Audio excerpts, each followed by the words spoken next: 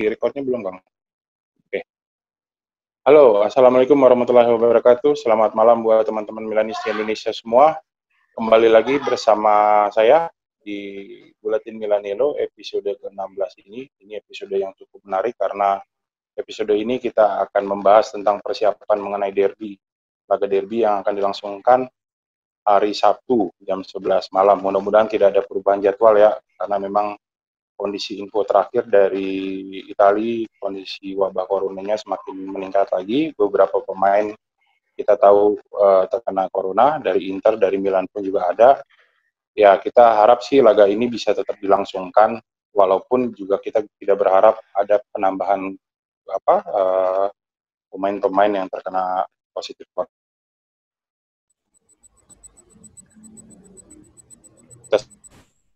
Semua, saya kedatangan atau saya bersama dua tamu yang cukup spesial sih saya pikir gitu, tidak lagi dengan tim buletin yang biasanya kita lakukan, tetap masih ada Mas Dean di sini.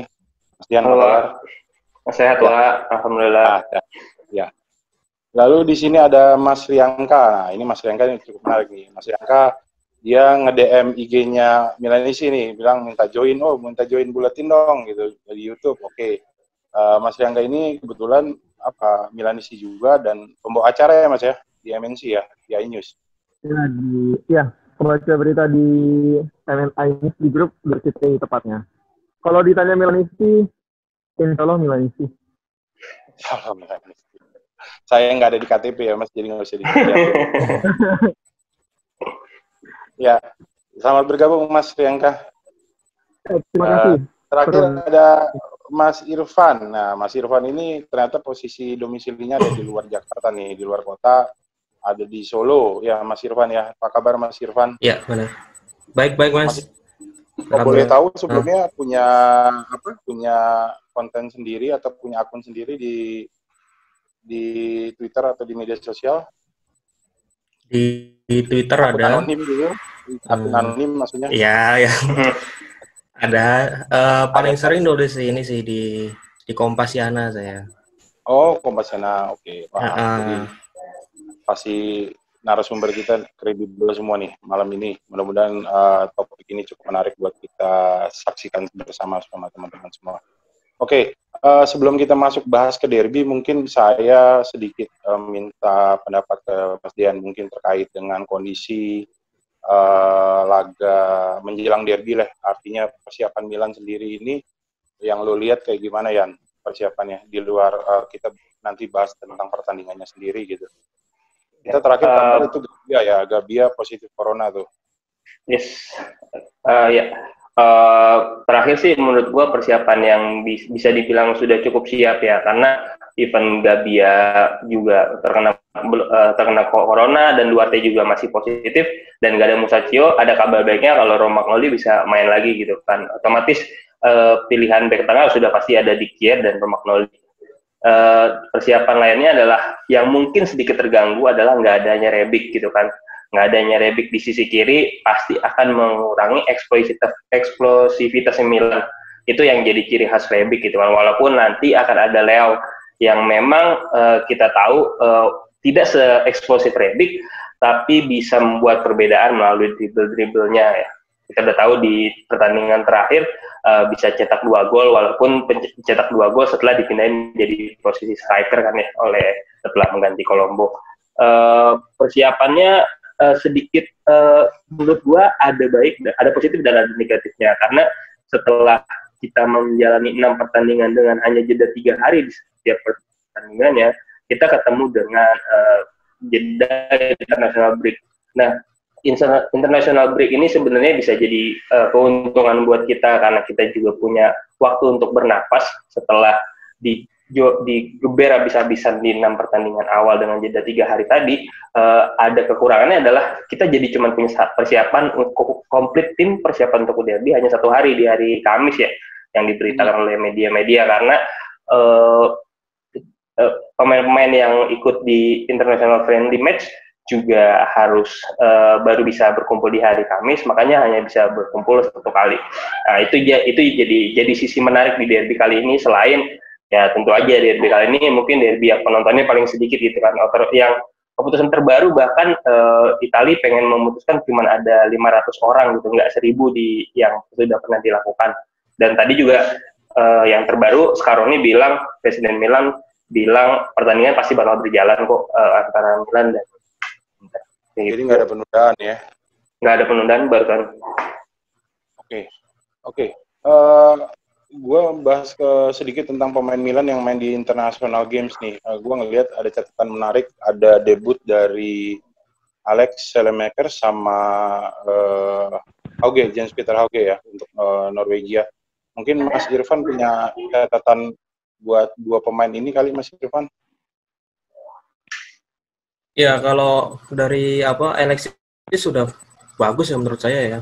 Kalau soal permainan, dan dia kemarin kalau nggak salah juga di notice juga waktu melawan di Belgia. Waktu lawan Pantai Gading. Tapi kalau untuk si Jens Peter Hauge kayaknya belum sih.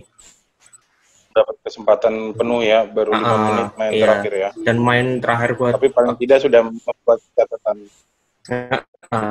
Waktu di laga debutnya juga masih minim banget sih. 5 menit ya. Jadi masuk menit jadi belum kelihatan potensi bagusnya, belum terlalu kelihatan. Oke. Mas Riangka, tadi dibilang untuk center back nih, mungkin tinggal Romagnoli sama Kejair. Romagnoli ini lama nggak main, 4 bulan, kurang lebih 3 bulan lebih nih, terus tiba-tiba mau diturunin jadi di laga derby, kira-kira gimana nih menurut Mas Riangka nih? Mengkhawatirkan atau ya memang udah nggak ada pilihan lain buat Milan gitu? Kalau dibilang mengkhawatirkan ya, karena Romagnoli sudah 3 bulanan yang dari sini terakhir main. Harus turun, sekalinya turun. Takutnya juga dia belum fit banget kan, walaupun baru boleh latihan baru di Milanello, itu kan belum lama dia ya bisa latihan grup ya. Jadi kayaknya sih agak riskan sebenarnya, tapi nggak ada pilihan lain. Apalagi kalau kita lihat kan beberapa pertandingan terakhir tuh Kejair sama Gabia itu ini ya. Udah padu ya. Udah klop banget gitu ya.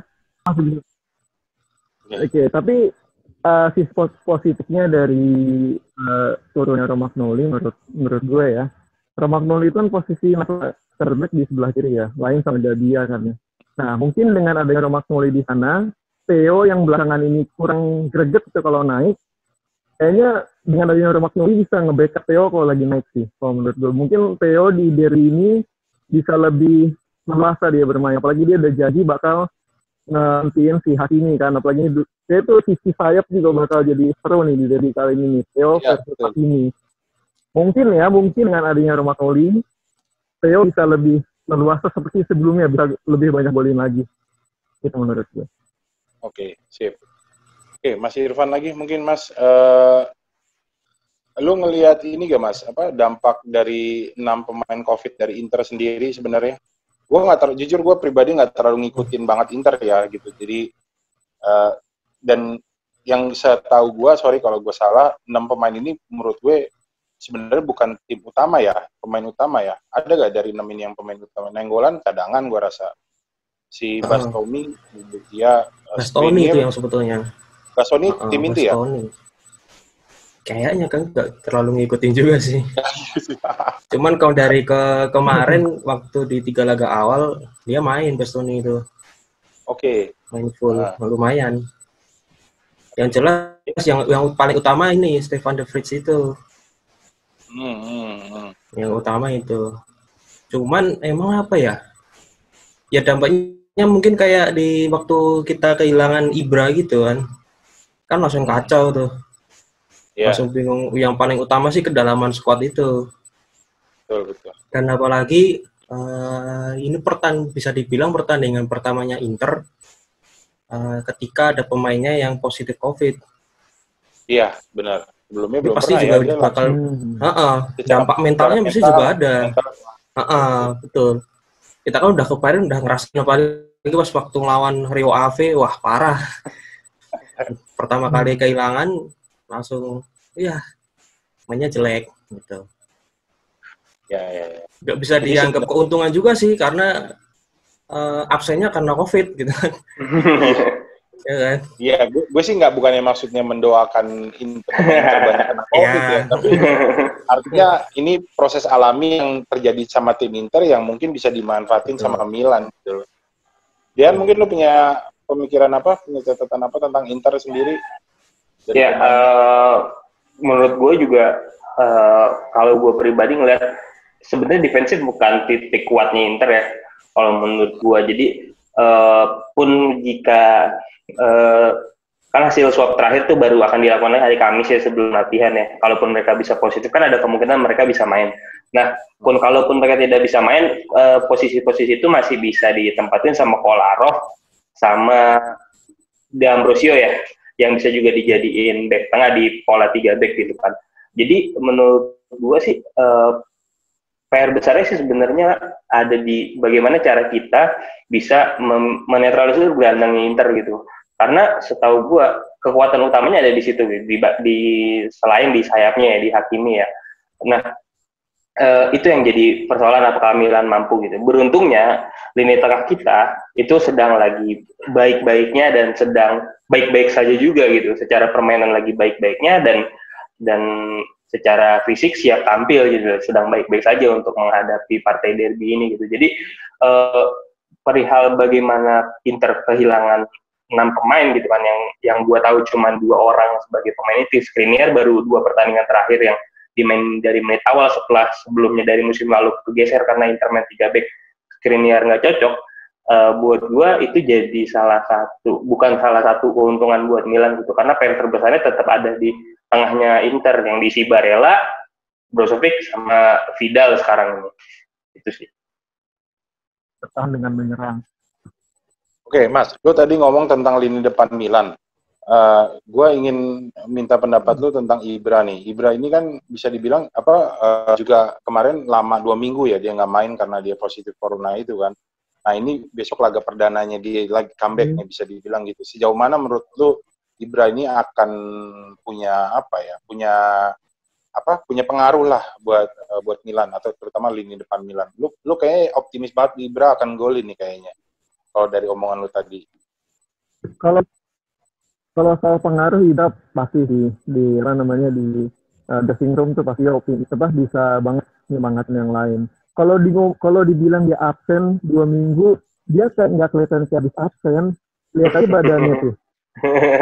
Nggak ngaruh. Yang absen bener-bener banget, kayak nggak ada yang buncit dikit juga, malah ini banget. Dia kan body fit kan ininya dia ya. Itu kayaknya walaupun 2 minggu absen kayaknya nggak seperti absen lah, apalagi cuma COVID doang kan bagi dia kan. Apa sih, lu juga enggak kan. Makanya kita akan jarang seperti biasanya yakin. Iya, kalau ngomongin masalah formasi ya, gue sih masih yakin kalau pertimbangan Pioli hanya tersisa di posisi sayap kiri ya, antara Leao, Brahim atau Jens Peter Hauge ya. Walaupun nama terakhir ya gue nggak terlalu yakin sih dia bisa langsung ada di starting line up gitu, dengan waktu adaptasinya dia juga di sepak bola Italia yang baru gitu, dan memang kultur sepak bolanya juga beda sama Norwegia gitu. Jadi gua rasa masih jadi pertimbangan yang sangat kecil gitu kan. Lagi pula Serie A masih dengan regulasi COVID dari awal, masih dengan 5 pergantian pemain gitu. Ini hal yang sangat menguntungkan juga buat Milan dan buat semua tim terutama. Jadi apabila memang tadi sempat disebutkan ada resiko Leao juga, gue juga nggak berharap Leao ada di sebelah kiri sih sebenarnya, karena apabila Leao ada di kiri, Ibra nggak punya pengganti gitu sebenarnya. Itu yang jadi riskan gitu. Walaupun ya kita tahu tadi sempat dibilang sama Mas Pianka juga, ya Ibra mah superhuman lah gitu, nggak bisa dibandingin dengan manusia biasa. Tapi menurut gue ada faktor, kita juga sering lihat Ibra nggak pernah main di 90 menit gitu kan. Jarang sekali Ibra main 90 menit, apalagi ditambah dia baru 2 minggu libur main bola gitu kan. Jadi gue rasa akan ada pertimbangan bahwa ya pertimbangannya adalah tidak memainkan Leao di sebelah kiri adalah untuk menyimpan Leao untuk menggantikan Ibra sih. pilihan gue. Jadi gue sih lebih percaya akan ada Brahim Diaz di situ dibandingkan dengan Jens Peter Hauge gitu. Dan di posisi-posisi lain kita sudah tahu lah akan diisi oleh siapa gitu kan. Nggak mungkin Dalot ya. Paling kejutannya adalah Dalot di posisi Calabria. Itu dia. Dan punya pemain baru iya. Ya, ada mungkin yang akan jadi faktor kejutan mungkin itu gitu kan. Cuman kan kita masih belum tahu apa yang terjadi di Milanello di waktu yang kayaknya Dalot baru 2 kali latihan, belum pernah latihan malah gitu kan ya. Belum pernah gitu kan. Setelah dia masuk, dia nonton pertandingan Milan terakhir, langsung libur internasional gitu kan. Jadi belum sempat main gitu. Ya nggak mungkin juga gitu kan. Jadi paling kejutannya ada di situ aja. Tetap Donnarumma, Romagnoli, Kier, Calabria, Theo, Casey Benacer, Hakan, Alexis, kirinya mungkin Brahim Diaz, depannya Ibra. Itu sih dari gue. Menurut lo Mas, dengan status Milan yang 19 kali belum pernah kalah, ini memberatkan atau menguntungkan Mas?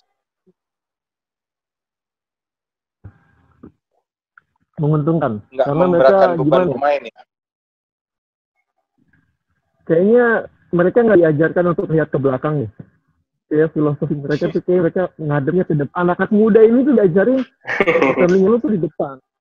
Ya, kayaknya ada perubahan mental gitu loh di Milan gitu loh. Kayaknya mereka nggak diajarkan untuk lu nih udah menang. Kan lu lihat aja musuh lu selanjutnya siapa? Ya, gitu.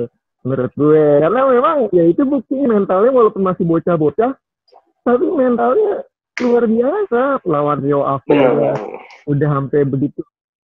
Bisa menang tuh anak-anak muda semua loh yang mana. Lo udah lebih muda dari kita semua itu. Iya benar. Tahunan. Iya. Tapi kalau kata anak-anak Inter jangan terlalu optimis, tersakit kalau jatuh. Oke. Kan lebih sering jatuh daripada mereka. Sering banget itu dia. Udah paruh kedua biasanya udah tuh bensinnya habis. Mas Irfan, menurut lu prediksi 19 kali, bukan prediksi, 19 kali status, 19 kali tidak pernah kalah. Milan ini gimana nih menghadapi derby? Karena kita tahu di terakhir COVID yang laga setelah COVID lanjutan Serie A, Milan itu hanya belum ketemu sama Inter. Ketemu Juve menang, Roma menang, ketemu Lazio menang, ketemu Atalanta seri, ketemu Napoli seri, ketemu Inter belum. Nah, ini kesempatan nih sebenarnya ketemu Inter.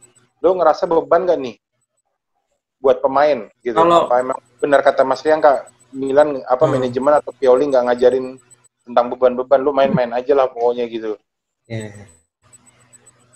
Gini ya, jadi yang rekor nggak terkalahkan itu semua. Karena beda levelnya gitu loh. Apalagi derbynya lawannya Inter ya. Jadi mau status mantan juara atau kemarin udah menang, waktu derby itu apalagi lawan Inter tuh bicaranya udah mental tuh. Wah, lawannya Inter gitu. Itu jadi kayak rekor kemarin itu udah lupa itu loh dengan sendirinya gitu. Wah, besok lawan Inter gitu. Jadi nggak menurutku nggak ngaruh lah. Ngaruh ya. Nggak akan ngaruh sih. Karena fokusnya pasti ini derby gitu. Bukan ayo jaga tren kemenangan, enggak. Pasti beda lah. Feel-nya kan pasti juga beda gitu. Oke. Prestis bukan cuman poin sih. Betul. Kalau kata anak-anak Milan sih, Milan boleh kalah sama tim yang lain asal jangan sama Inter gitu. Iya, betul sekali. Aduh. Dian, lu punya apa ya? Buat gue sih terlepas dari 19 pertandingan Milan nggak pernah kalah ya. Harusnya para pemain Milan bisa bertanya kapan lagi gitu kan, kapan lagi gitu bisa mengalahkan Inter gitu. Setelah terakhir menang 2017 waktu itu di Coppa Italia gol tunggalnya Coutron, Milan belum pernah menang lagi gitu kan lawan Inter gitu kan. Nah, ini adalah momentum yang tepat banget gitu ya, bukan berarti mensyukuri ada pemain Inter yang kena corona gitu, tapi momen ini harusnya dimanfaatin banget gitu sama Pioli, sama pemain Milan gitu, karena ya itu momentumnya lagi dapet, kita lagi mainnya bagus, kita sedang baik-baik saja gitu, tidak seperti derby-derby sebelumnya, kita sedang baik-baik saja secara tim, kita sedang baik-baik saja secara manajemen gitu, kita sedang baik-baik saja secara permainan, ya momentumnya sekarang untuk membalas kekalahan-kekalahan di apalagi 4 laga terakhir kita nggak pernah menang gitu kan, itu ya momentumnya kapan lagi sekarang itu. Jadi lebih kepada ya itu tadi sempat dibilang sama Mas Irfan juga, kalau memang ya derby beda hawanya gitu kan, ya bensin mungkin 19 kemenangan hanya bensin gitu, toh gasnya tetap bakal berbeda sih untuk derby ini gitu. Oke. Wah, udah cukup menarik nih. Buat terakhir deh, mungkin prediksi skor nih. Mas Riangka, prediksi skor kira-kira? Prediksi skor. Ini deh, ikut sama siapa tuh tadi gue baca di Twitter, si Montolivo dia bilang bakal 2-0. Ibra sama dia juga setuju sih. Nggak di 0. Dia kalau finish Inter kasih lah golin 1. Tapi Ibra mengharapkan golin, insya Allah. Amin. Itu gue. Satu cukup lah. Dari Montolivo udah ngomong. Iya. Oke, Mas Irfan, prediksi. Mas Irfan. Ya sama sih, maksimal 2 gol. Ibra sama Hakan.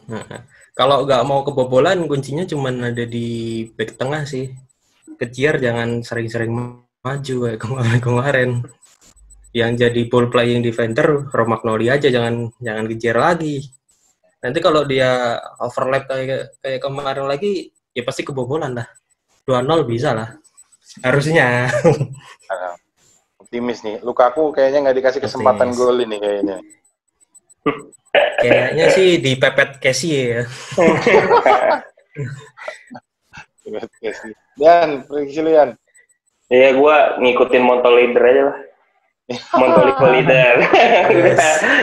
itu pemain yang gue baru tahu cinta sama Milan sampai mati ya gitu.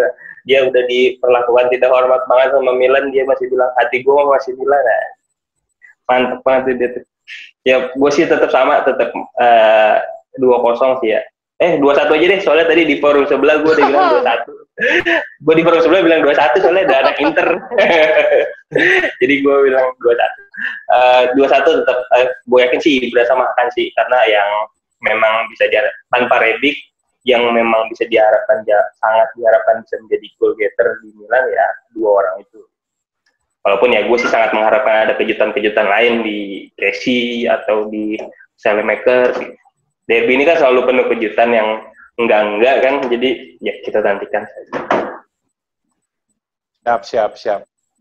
Oke deh, thank you. Nih kok gue prediksi 3-2 nih kayaknya.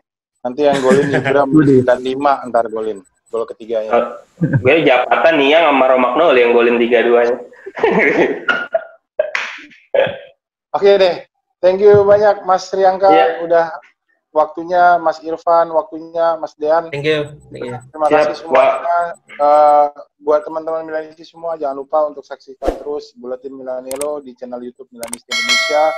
Khusus untuk laga derby besok, insya Allah pengurus pusat Milanisti Indonesia akan ngasih giveaway buat kalian untuk tebak skor di kolom komentar di YouTube, channel Milanisti Indonesia. Nanti ada promonya di Instagram atau di media sosial Milanisti Indonesia lainnya. Terima kasih semuanya, jangan lupa like, comment, share, and subscribe di channel YouTube Milanisti Indonesia. Sukses selalu buat semuanya. Terima kasih sekali lagi Mas Riangka, Mas Irfan, dan Mas Dean. Oke, selalu Milanisti Indonesia, selalu Forza Milan. Ya, sampai jumpa. Forza Milan. Assalamualaikum warahmatullahi wabarakatuh. Waalaikumsalam warahmatullahi wabarakatuh.